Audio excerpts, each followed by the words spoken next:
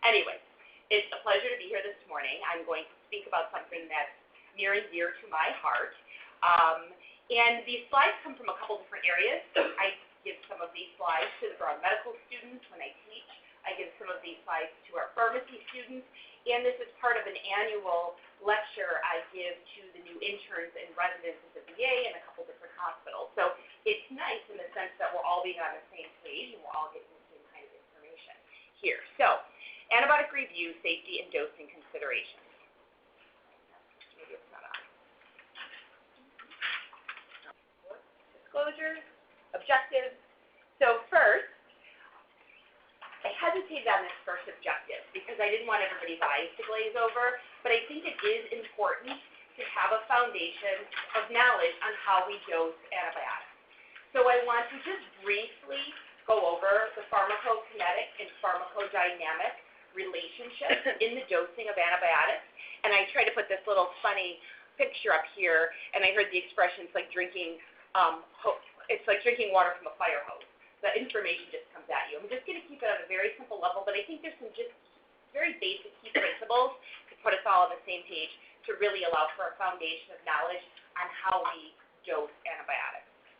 It's important to understand different renal dosing strategies and why we dose adjust for renal dysfunction and when we dose adjust for renal dysfunction.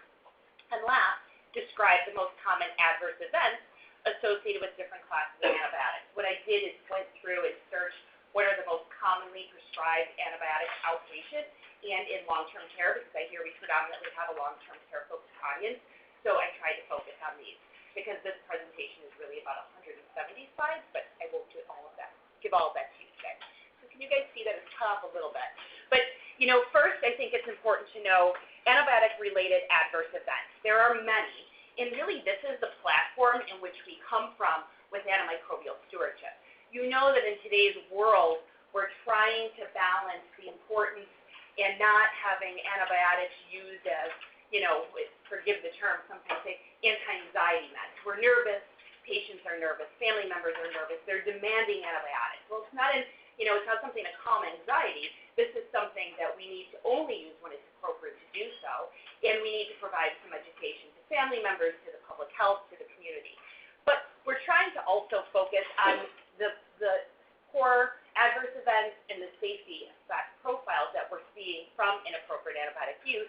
And really, there's four main categories. One, of course, we all know that antibiotics can help propagate C. diff, well, not physically, decrease all of the antimicrobial flora, your natural gut, and if C. diff is present, it will then grow and propagate. So we know that C. diff is certainly an antibiotic-related adverse event. We know that overuse of antibiotics leads to antibiotic resistance. That's the second kind of adverse event from antibiotics. Third is allergies.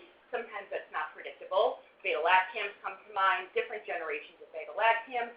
If you have a penicillin allergy, and it is a true IgE-mediated anaphylactic penicillin allergy, can you really not take all 30 or 40 other beta-lactam antibiotics, or is it just a few in that class? And there's a whole different lecture on that, but really you shouldn't take all of the amoxicillin, napcillin, piperacillin, the first generation cephalosporins, but sometimes, S3 is fine, sometimes the carbapenems are okay. There's a lot of nuances in that, but just because you have, and if you do have a true penicillin allergy, it doesn't mean you can't take the rest of the class of beta-lactam antibiotics. And then all the general medication adverse events that we see. So first, what is pharmacology? Really, we define it as pharmacokinetics and pharmacodynamics. And pharmacokinetics is really what the body does to the drug. How we metabolize the drug in our liver, how we absorb the drug when we take the pill, how it gets absorbed through our body, how we eliminate the drug, urine or feces, and how the bug is distributed throughout the body. And then pharmacodynamics is what does the drug do to the body, or what does the drug do to the bacteria, so to speak. Some antibiotics have concentration-dependent killing. What does that mean? It means the higher you go with the dose, the quicker the bug dies. The killing is dependent on the concentration. Some antibiotics have concentration-independent killing. What does that mean? Really that you need to keep the drug level constant in the body provide you that information. What does it really mean to you clinically? It means that certain times you give a drug, when drug delivery is designed, you'll give it once a day, you'll give it 3 times a day. When renal dose adjustment, sometimes you'll give it every 48 hours. I'll give examples of that later on. But the point is, depending on the properties of the antibiotic is how we dose the drug. And also when it comes to pharmacology, I like to say, and again, to use my other colleagues in other areas, there's really concerns about the patient and the drug. Pharmacodynamics, pharmacokinetics, these are the 2 things we're worried about. Patients, side effects, how the drug works on the patient. But unfortunately, when it comes to infectious diseases, it's not just the patient and the drug, it's the organism too. And it really makes antimicrobial selection really complicated. So you don't have just the typical, will the drug reach the site of action to the patient? Is there safety and toxicity we need to be concerned of? But is there infection or colonization? How is the immune response working? Is there resistance? Is the organism resistant to the antibiotic? And is the dose maximized? Again, are we dosing it correctly? Concentration dependent or concentration independent killing. So it really does make antimicrobial selection complicated. We have this whole other component here with the bug. Also, considerations in adjusting the dose. So I think this relates to your first kind of pre-test question, is that creatinine clearance, the GFR, how you eliminate the drug, say through the kidneys, and most antibiotics are eliminated through the kidneys, about 80% of them. But we calculate a patient's GFR and their creatinine clearance to best estimate how their kidneys are functioning, and therefore if we need to dose adjust the antibiotics. If the patient has kidney dysfunction or kidney failure, and we give an antibiotic, that antibiotic's building up and accumulating in that patient, which could cause toxicity. So these are very important considerations for the patient. But to the first point, it's just not about the renal function. It's not just about creatinine clearance. Creatinine clearance is a starting point. And also keep in mind, and I'm going to show you 2 different equations for creatinine clearance, and it's an estimate. It's an estimate of the GFR, how well the kidneys are functioning, and we use that just as a starting point. You also need to consider the toxicities of an antibiotic. Amoxicillin, which has a fairly good safety profile, versus an aminoglycoside like gentamicin, tobramycin. These are very toxic to the kidneys, which is why we need to be very careful about dosing, because we can cause renal dysfunction. We can cause renal failure if these drugs are not dosed appropriately. We could overshoot amoxicillin quite a bit and not have the same toxicity concerns. The clinical condition of the patient, the trend of the serum creatinine. I think of the patient in the ICU. Their serum creatinine is going up, it's down. The serum creatinine lab value you're getting is being diluted because sometimes they're pushing too many fluids. Sometimes the patient is dry and the serum creatinine is falsely up. You can usually look at that with other levels, but really the clinical condition of the patient is important. Are they septic? Are they third spacing? What about the stability of the patient? What about the infection type? I use the extreme meningitis. Oftentimes when a patient has meningitis and we're using drugs like ceftriaxone if we think it's strep pneumo or vancomycin, we dose very high. You guys may know ceftriaxone typically we use 1 gram Q24 hours, but in a meningitis patient we're using 2 grams Q12 hours. We need to drive that dose up really high to penetrate through the meninges. Same with vancomycin. We may load vancomycin in a patient who has meningitis. So again, just to make the point, infection type and site of infection is important. And then there's the targeted organism. Are they resistant? Are they intermediate? Are they susceptible? Most of us have been living in the world where we can find an antibiotic that works and is active against that bacteria. But in infectious diseases, as my physician colleagues know and my other pharmacy colleagues, sometimes we have an intermediate or a resistant bug. It's resistant to everything. That's when we need to go back to the bug's property. How much of that antibiotic killed it or inhibited? Can we use another antibiotic in combination, dose in a different way, dose very high to override all of that resistance? and you get very creative, and that's a whole specialty in IV on how you can override the resistance factors. I'll keep it simple, the resistance factors of the bacteria. But we're starting to enter this world where we have bugs that are very resistant, and we need to get creative with double therapy or combination therapy to kind of trick the bug and give two different mechanisms of action to see if we can make it work. So again, important slide, kind of goes back to my first pre-test question. There's a lot of considerations in the dose and adjusting the dose. Also, the route of administration is really important.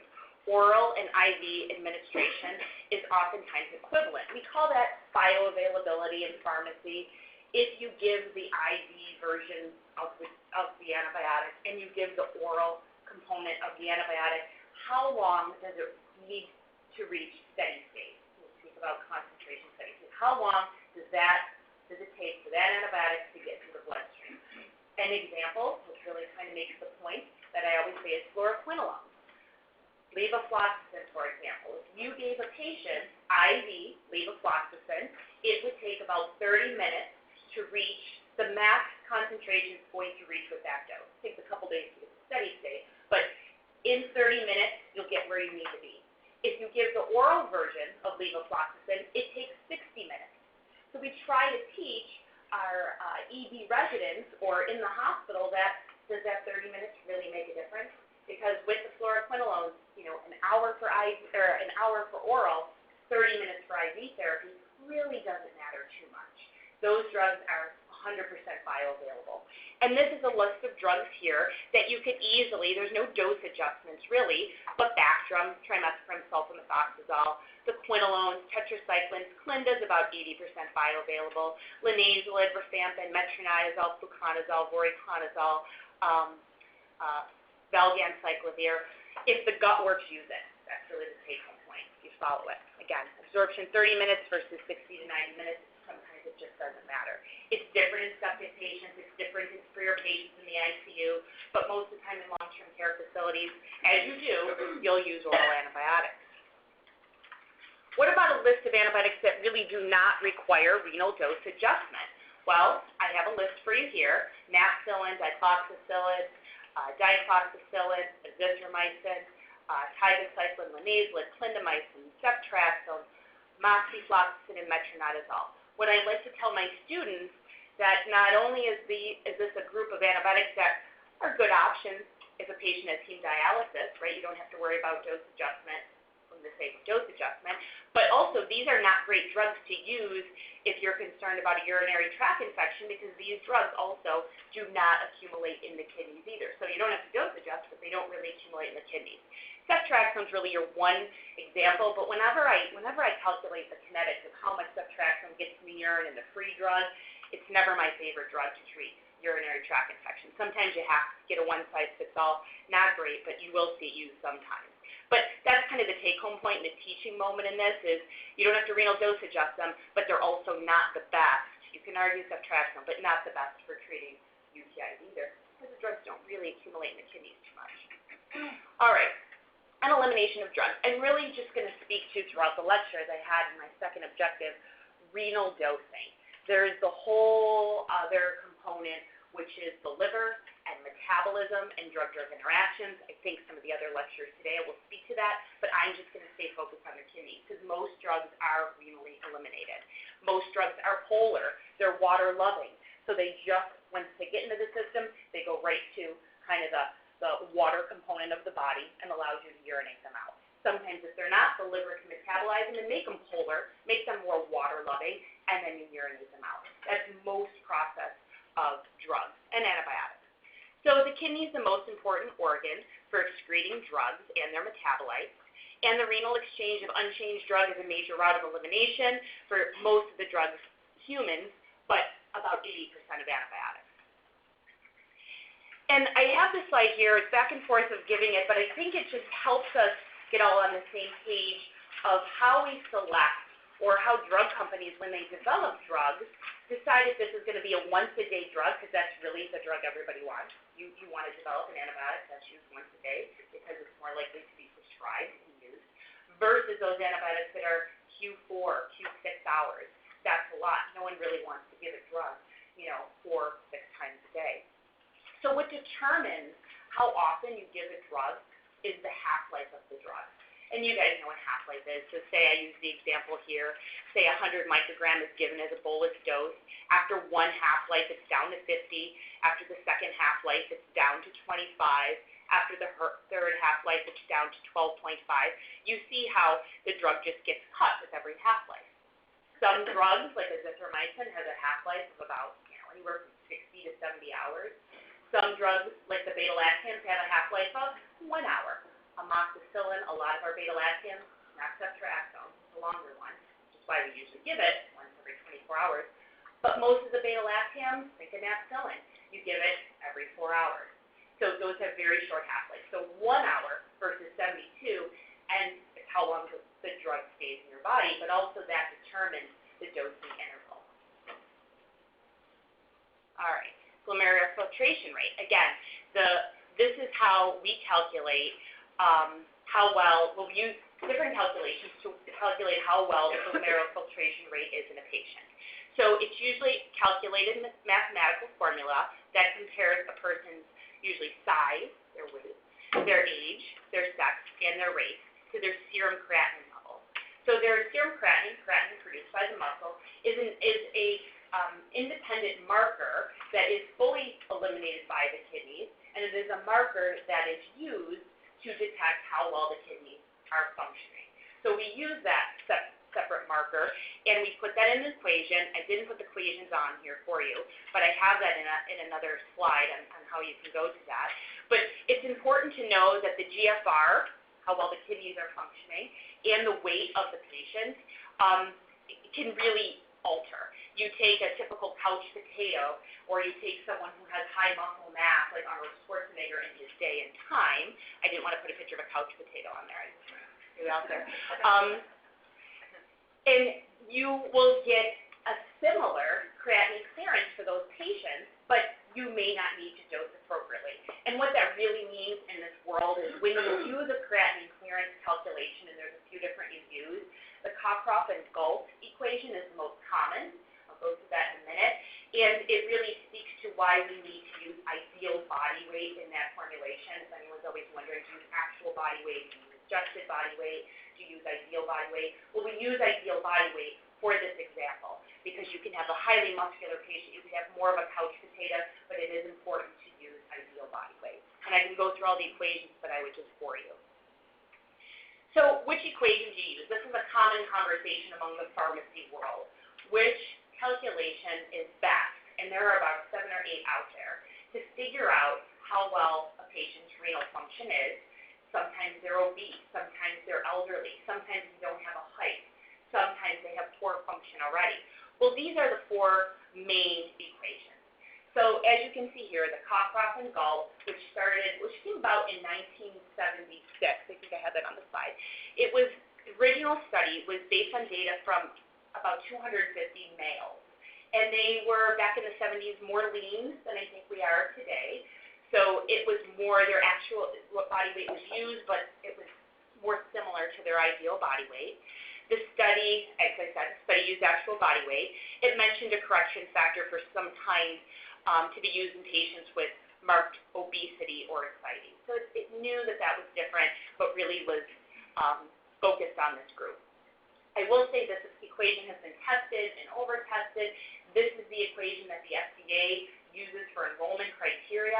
So all of the package inserts and the dose adjustments suggested in those have been validated in clinical trials using the Cockcroft and Gault formulation. So at the end, that is the standard, that is the gold standard, although it does have some limitations.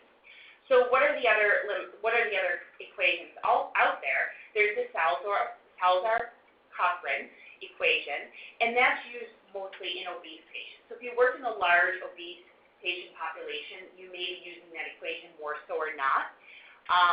And then there's also the MDRD. And there's a lot of different variables for that equation. We use Cockcroft and Gault, but the MDRD really is most similar to the Cockcroft and Gault, but if a patient does have renal dysfunction, it does a better job estimating the GFR. If the patient has good renal function, it does not do a good job. So again, at the end of the day, we stay with the cough, cough, and gulp formulation. And the page, this is what I wanted to give you, this clinicalcalc.com website is my personal favorite for calculating a patient's creatinine clearance. There's a lot out there. The reason I like this one is when you enter all of the patient's information, it will calculate it for every single formula. It will say this patient seems to be obese, consider this. And you can see, the scary part, you can see the wide range of estimates of the creatinine clearance that it gives you, but you can tailor that and think about your patient, think about what's happening in your patient, and kind of select what is an estimate that you want to move forward with when it comes to dosing. All right, mine is antibiotic related.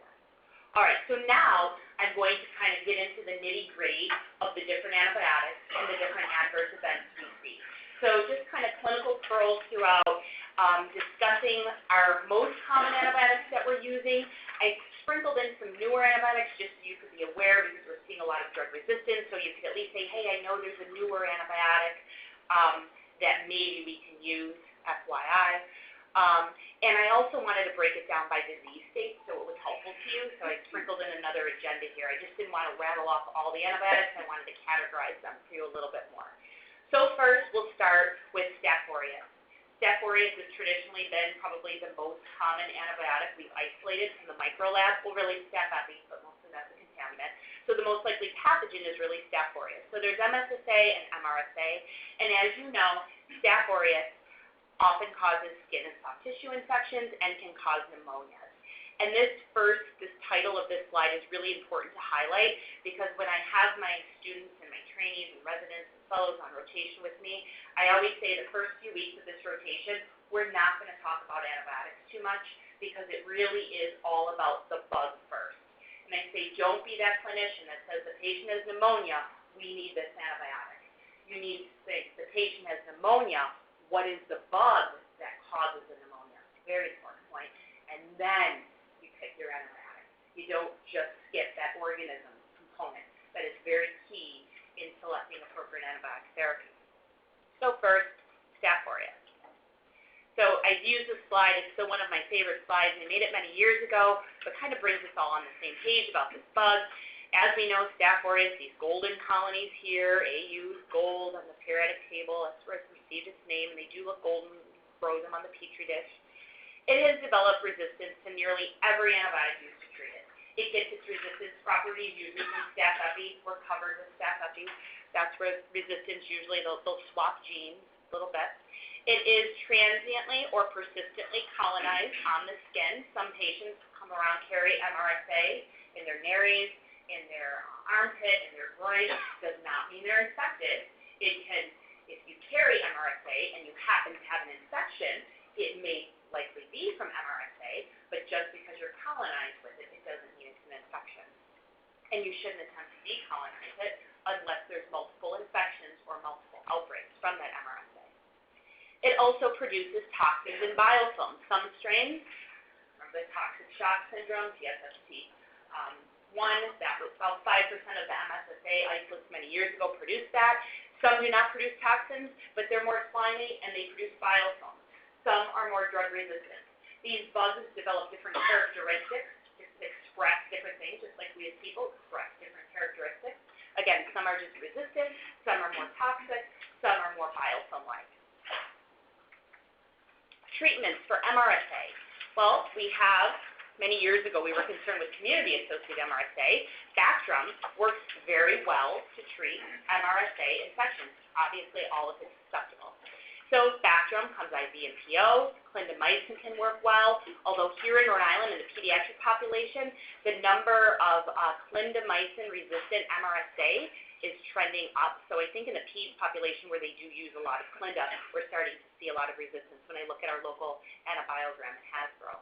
Tetracyclines like doxycycline, if you need a more later generation antibiotic, I think it's now generic, linezolid, daptomycin, now generic IV, quinuprissin, dalfaprissin, we haven't used this in years. I don't know if you've done, have you used this lately?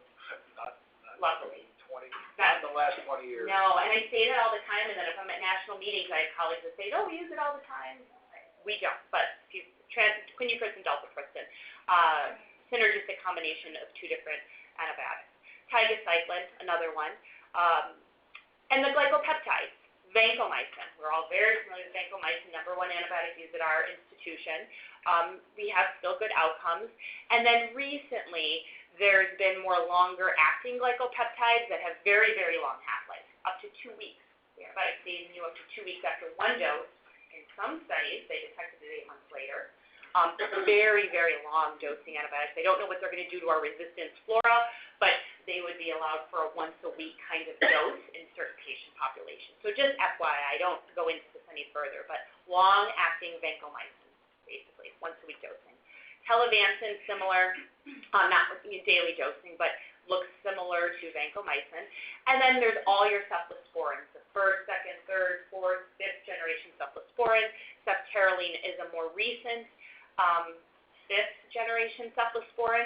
And what's interesting, as you guys know very well, that MSSA is very susceptible to all the beta-lactams, the amoxicillin, the ampicillin, the piperacillin, all the cephalosporins, the carbapenem.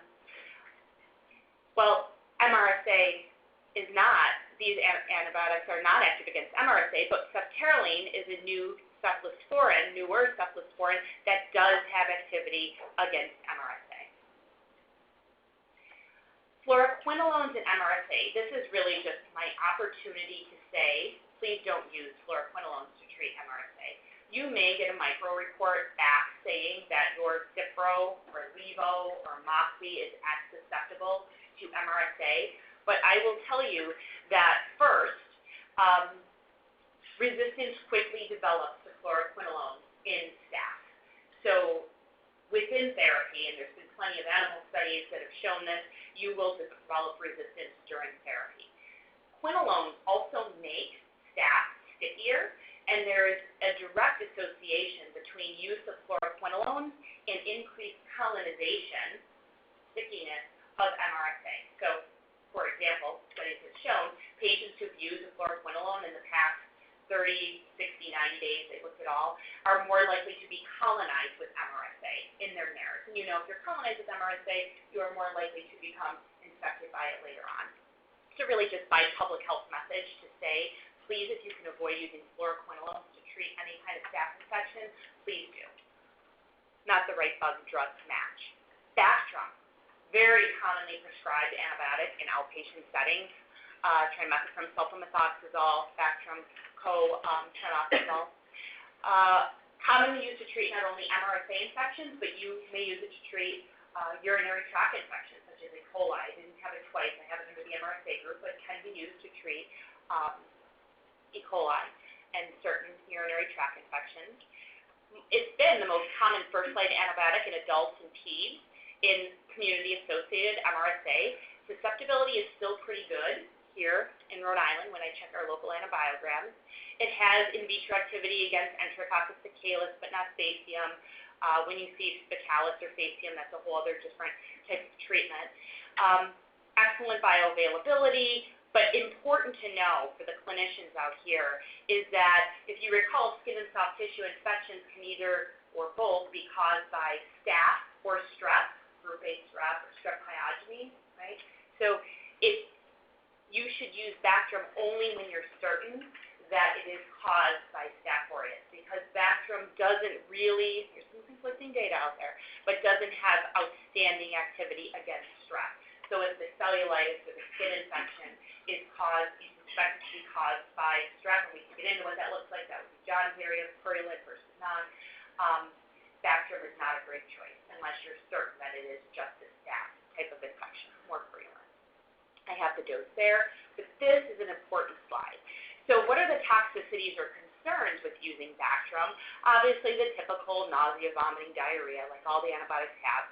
Sometimes there could be hypersensitivity, fever, or rash. It's a little bit higher in HIV-positive patients. It contains sulfites that may trigger asthma in sulfite-sensitive patients. There's some studies on that, not a lot. These two last two here are important. Hyperkalemia, an increase in potassium in around 20% of adults. it's the trimethoprim component that reduces distal renal tubular secretion of potassium, causing potassium to go higher in patients. That is real.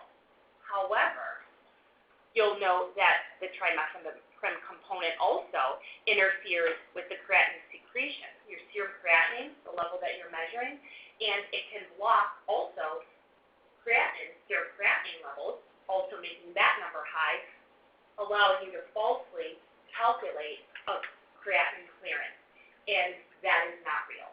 So what I usually say in the end, when you see the potassium going up, that is a concern, and that is real. When you see the serum creatinine go up, that's real too, but you should not use that as an indicator that the patient's creatinine clearance is failing, that's going down, there's renal failure there. Renal impairment, creatinine clearance, less than 30 mLs per minute, estimate, give usual dose, 15 to 30, usually half the dose. This is all information you can look up, and I can guide you to kind of our dosing calculations too. Linezolid, I don't know how often you're using it. It's going generic, so it's been getting increased use. It has good gram-positive activity. It does not cover gram-negatives. It's used for skin and soft tissue infections because it does cover staph and strep. It has been used in pneumonias, especially when there were more severe toxin-producing community-associated MRSAs. We're not seeing so much of that anymore. Should not be used for MRSA or VRE decolonization. I asked about that a good amount. Certainly not good to use antibiotics to decolonize patients. Monitoring, very important here, is that linezolid will cause a decrease in platelets, can cause thrombocytopenia. When do we start seeing that? Well, I say to my students, what's the life of a platelet? Platelets are usually around 7 to 10 days. Usually 7 to 10 days into therapy, we will start seeing a decline in the platelets. So again, first 2 weeks of therapy. Optic neuritis can occur if used greater than 28 days, a lot of reports on there. And also serotonin syndrome when co-administered with other serotonergic agents. Usually when you're using combination agents that can increase serotonergic activity and cause serotonergic syndrome. Because really, linezolid is an MAOI inhibitor, a weak MAOI inhibitor, so we see those side effects. So in the end, big picture on this drug, when you need it, we use it short term, around 7 days of therapy, but we usually don't use it long term because we start to get concerned with the side effect profile. Daptomycin, I think in long-term care, you're very familiar with this drug. I think when this drug first came out, it got a lot of use more in the outpatient setting because people like the once-a-day dosing. It's a concentration-dependent killing type drug, so the higher you go with the dose, the quicker the bug dies. It allows for once-daily dosing, which is very nice. It has gram-positive activity. It does not have gram-negative activity. And something you need to monitor is creatinine phosphokinase at the start, and you need to monitor it every week because it can cause rhabdo or really an increase in CPK. And also we've been seeing, we saw one at our hospital and also at Rhode Island Hospital, seen a couple cases of eosinophilic pneumonia. We had a patient who was out after a couple weeks of daptomycin, came back saying they couldn't breathe. They had eosinophils in the lung. We ended up putting a couple case reports out there. There's a bunch now. So something to watch for if your patient's on daptomycin and it's been a couple weeks and they start complaining about difficulty in breathing. It can cause an eosinophilic pneumonia. I also wanted to mention that the dosing of daptomycin is important and it is changing. The package insert will say for skin and soft tissue infections, it's 4 milligrams per kilogram, and it will say if it's a bacteremia, it's 6 milligrams per kilogram. In the bacteremia and infective endocarditis trials, those are the doses they use, those are the doses the FDA approved the drug on. We had about 50% efficacy, but it's infective endocarditis, it's not great, nothing works well, and they had about 5% resistance developed. They call it non-susceptibility, but basically resistance developed during therapy. So a lot of in vitro PK/PD studies, pharmacokinetic, pharmacodynamic studies in animal models have been exploring higher doses, and you'll see that on the infective endocarditis guidelines, the European guidelines, they use high doses like 8 to 10 milligrams per kilogram. The MRSA guidelines, they use at least 10 milligrams per kilogram of daptomycin. They're really suggesting pushing that dose higher. And remember at the beginning when I said there's certain drugs that are concentration dependent and concentration independent killing, daptomycin is more concentration dependent killing. The higher you go, the quicker the bug dies, and dead bugs can't mutate, dead bugs can't become resistant. So we're seeing in animal studies a lot less resistance develop with aggressive dosing of daptomycin. So if you see a 10 milligram per kilogram, I don't know, is the cost still high, Rachel? Is dapto still really high? It is. It's terrible. So maybe when it goes generic, you'll see more and more of this because it's tough. It's an expensive drug, and then you're dosing 10 milligrams per kilogram. But don't be alarmed, especially my pharmacy colleagues. They are, if you go to the guidelines, not the package insert, but if you go to the national guidelines, you're seeing doses very high. And the safety side effect profile is similar with the higher doses too. We don't think the eosinophil pneumonia is dose dependent. We think it's exposure dependent. I was talking with my hands a lot, so I keep hitting the microphone. Ceftaroline. So I included this. It's a newer antibiotic. It's that anti-MRSA cephalosporin, which confuses everyone because we have a cephalosporin with MRSA activity. That doesn't seem right. It was approved in 2010. I have dosing information there. What people like about it is it's a cephalosporin, so it has a safety side effect profile of cephalosporin. We're using it kind of third or fourth line, only when absolutely necessary, kind of for salvage cases in combination with other antibiotics. But I wanted to at least put it out there. It's a newer, I love this, 7 years ago, newer antibiotic. And something, we have a little word, something to consider. Safety profile, otherwise good. We're seeing some hemolytic anemias as we do with beta-lactams. We're exploring those further. But other than that, wanted you to be aware. Vancomycin, as you can imagine, I have lectures upon lectures and slides on vanco. I want to keep it brief. I think most of you know this. When vancomycin first came out, it was a very toxic drug. It's produced by, it's a natural product with some modifications by Streptomyces. When they used to make it, they used to refer to it as a Mississippi mud type of formulation. A lot of impurities cause a lot of toxicity, especially renal toxicity, and hence we started dosing. It's important to note this last line here, I always want to highlight this, is that vancomycin is less effective than beta-lactams against beta-lactam sensitive organisms. What does that mean?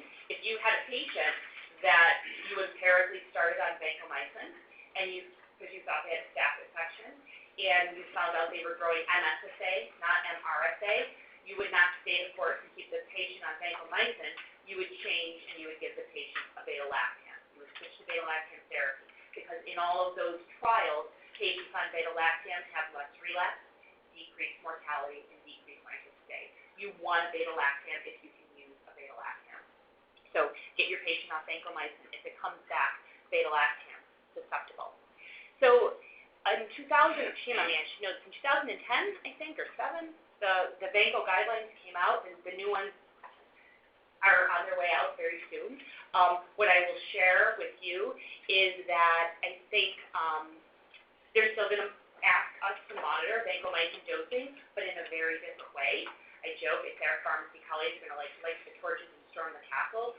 Their suggestions for monitoring vancomycin will be Bayesian kinetics.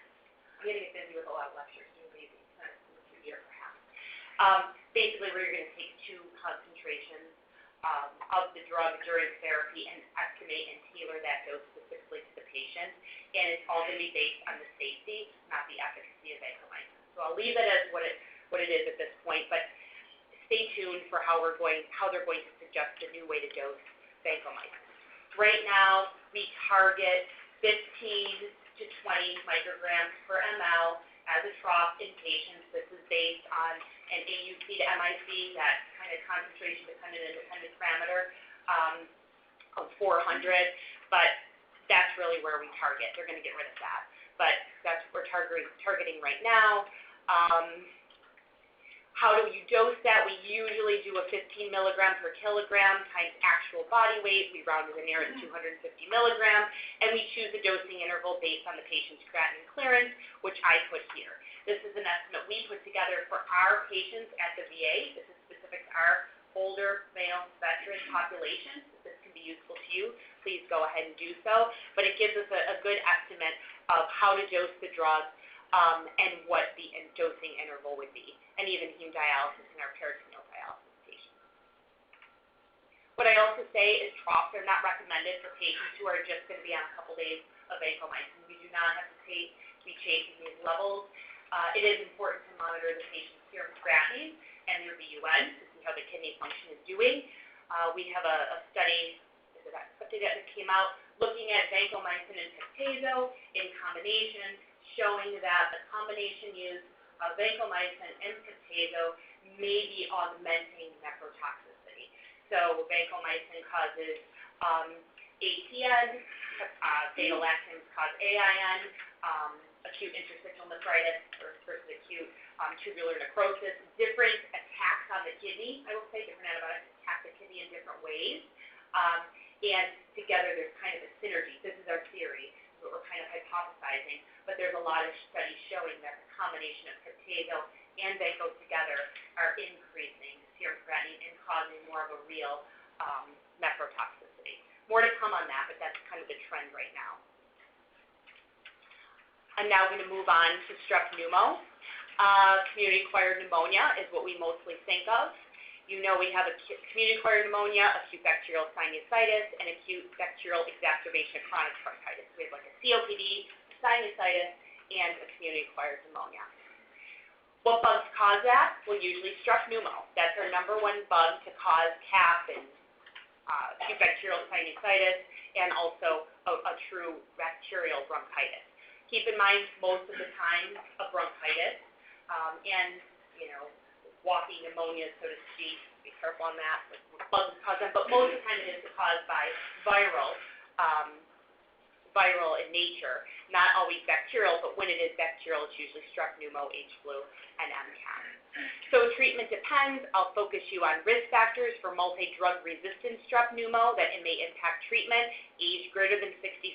In the older patients, we need to consider that there may be drug resistance in the strep pneumo. Use of antimicrobials in the previous 90 days, alcoholism, medical comorbidities, immunosuppressant illness, and this is a big one, especially the grandparents, exposure to a child in a daycare center. So those are the risk factors for a more drug-resistant strep pneumo. The IDSA guidelines are old. They're about 10 years old. They've been in progress for quite a long time. I'm hearing from Tom Files, who's leading that. There's a lot of argument and discontent among the people who are writing it and which direction to go to. But basically right now, previously healthy patients, they're saying you could do azithromycin and some options here. I'm going to show you why we can't do that first line here in Rhode Island, but move to a respiratory fluoroquinolone, moxie, or levofloxacin. Higher dose levofloxacin, if their kidneys are okay, again, fluoroquinolones are concentration-dependent killing. So you would go to a higher dose because you want to get that dose high to kill the bug as quickly as you can. That's why you're seeing those higher level doses. Here in Rhode Island, macrolide resistance are azithromycin. As we know, the Z-Pak times 5 refills has hurt us quite a bit. It has caused significant resistance in our strep pneumo. Our number is very low for 2015. It was like 3, so I didn't put it in here. But the IDSA guidelines, the national guidelines, say if resistance is over 25%, that's that bar that moved a little bit, you should not use azithromycin first line if you suspect a strep pneumo infection. It still works well against atypicals and other bugs, but not against strep pneumo. The Z-Pak times 5 refills and overuse of it has kind of ruined that class. Moving to fluoroquinolones, I'll go past the mechanism of action. A lot of conversation on fluoroquinolone use, the QT prolongations, dysglycemias, phototoxicity, C. diff. I say one thing first is that fluoroquinolones have been used. They usually pop up as the #1 most prescribed antibiotic. Here in Rhode Island, I think it's number 2.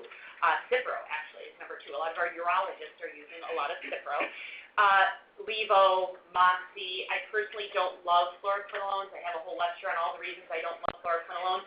They're great and they work well, but I prefer to hold them until later on in therapy or when you absolutely need them. Why physicians love them is because, like Levo, it's a once a day, and it has activity to pretty much everything. Your typicals, your atypicals, it'll come up MRSA, it'll come up activin and Pseudomonas. There isn't a bug that it doesn't have activity to. The problem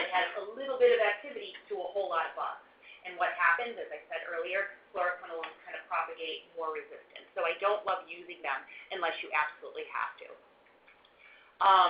Go by uses here. Again, I don't get into all the details. FDA has a lot of warnings and concerns about, again, QT prolongation, C. diff, tendon rupture. We're seeing the tendon rupture in the younger athletes who use fluoroquinolones and some of the older patients who are using fluoroquinolones in combination with corticosteroids. A lot of the ENT therapy for acute, bacterial sinusitis, you get the corticosteroid and the fluoroquinolone. I can't tell you the exact mechanism of why that's occurring, but those seem to be the groups, the younger and the older ones. John, you have anything to add to that? Okay. So be aware, if you have an elderly patient on a corticosteroid and a fluoroquinolone, that's when we're seeing the increase in tendon rupture. Z-Pak, again, it was the world's best-selling antibiotic. You saw what it did to the resistance rates here in Rhode Island. There is a warning from the FDA that we need to be cautious in patients because it can cause QT interval, prolonged QT interval, and torsades de pointe. You see a lot of work on that. What are those risks? Well, there's been millions of patients that have been dosed with it. There is conflicting data out there regarding azithromycin causing sudden cardiac death and the mechanism of which is causing sudden cardiac death. The first paper, Ray, from New England Journal of Medicine, I think it was 2000 and something, forgive me, I don't want to misquote it, I might have it up here, I do, 2012. Yes, okay, well, we'll go. Just so you have 5 minutes for questions. 5. Do you have 5 minutes for questions? A lot of conflicting information out there. The FDA has 2 study sections that are reevaluating this. More information to come, but in the animal trials, they're not seeing very much of that.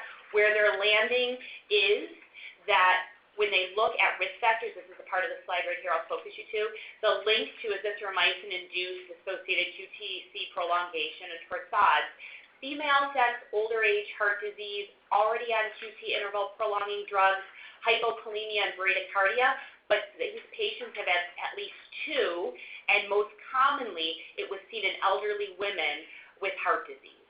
They seem to be at particular risk for this. So still more to come. Be aware of that warning, but they're looking into that a little bit further. Doxycycline, used very common, especially here in Rhode Island, for Lyme disease. We certainly have to be concerned about calcium, taking calcium at the same time as doxycycline. It absorbs the drugs and can lower the concentration that gets to the body. I'll move quickly to E. coli and Klebsiella pneumoniae, which can cause urinary tract infections. I put phosphomycin on here because this is a drug that you may not be too familiar with, and we're getting increased use. Phosphomycin is used for urinary tract infections. It's well tolerated. Dose here for complicated UTI and uncomplicated here. It's not absorbed. It's kind of a slurry that you drink. I have the dosing here. And pretty good susceptibility against our current E. coli, even if it is multi-drug resistant. So more to come on that, but I wanted to get a little bit of information. I certainly don't have to read off the slide. I want to switch to the new Beers criteria. Those in geriatrics are very familiar with the Beers criteria. They came out in the late 90s by Dr. Beer. They've updated in 2012 and then again in 2015. The intent is to improve medication selection in patients. Updates nitrofurantoin use. They have really given recommendations for, I've done the PKs, I've kind of calculated this out, how much drug gets into the urine and how low can you go with the patient's creatinine clearance, and they have decreased that. There used to be a cutoff of 60, the creatinine clearance was less than 60. You shouldn't use nitrofurantoin. They decreased that to 30 because they feel it's still safe and there's still enough drug that gets into the urine. There's been a couple studies that have come out just in the past few weeks clinically that have evaluated a lower dose. Quite frankly, in the ID world, we've been using it with lower creatinine clearances anyway, but it's important for you to know. The quality of evidence is low, the strength of your recommendation is strong, and that's based on the safety data that's come out. I have your proton pump inhibitors in here because that's part of Beer's criteria. Again, they avoid overuse of proton pump inhibitors. Here's the recommendation. You can certainly read that, and really because it increases risk for C. diff.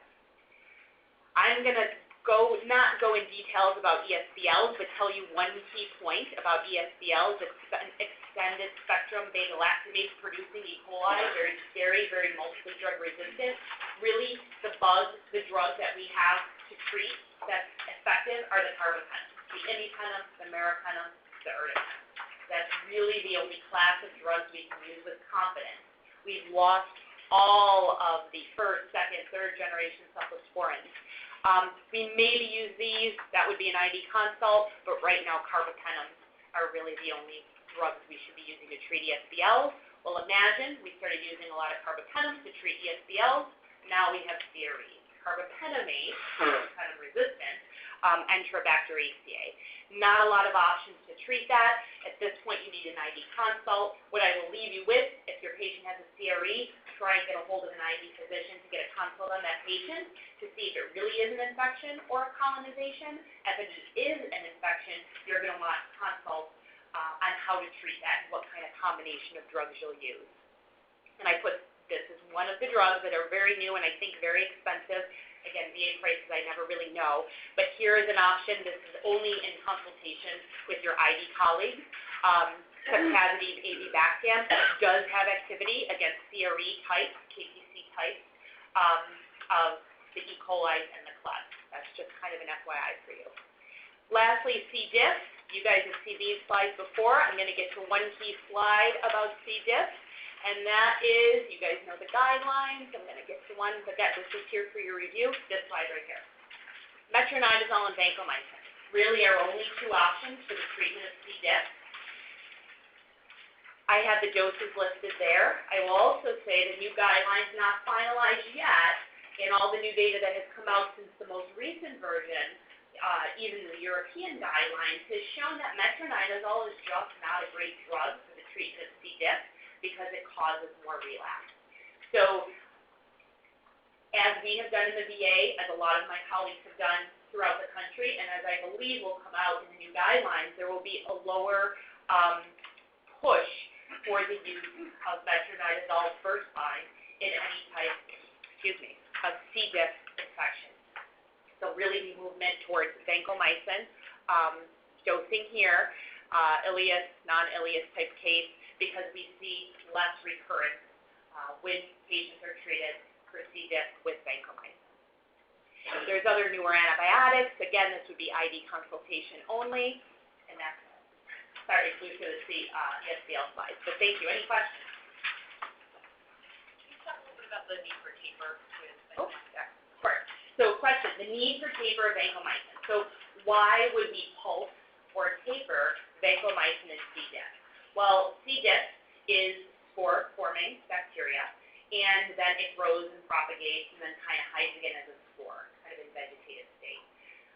Similar to TB therapy, when we just kind of let it grow and sporulate and propagate, pulsing the dose or tapering the dose allows it to go in different growth phases and attack it at different phases of growth. So that's the why behind it. Tapering versus pulse, I've looked extensively. I don't see one better than the other. I have a tapering and I have a pulsing dose. I'm happy to share it with you if you guys want it. John, do you do it? I used to. I think it's just prolonged therapy. I mean, the organism is there. I don't think it's really the dose. I mean, it's a small number. They start to grow, and a little bit of drug knocks them off when they start to grow. I think you start treating yourself at that point. So I don't know. No data to show that it's better. But that's at least I gave you the theory behind why they taper or they pulse, and no difference between the two. Great question. Very quick. All right. So thank you for introducing me. My name is Christina Pornberg. I am an assistant clinical professor at UConn.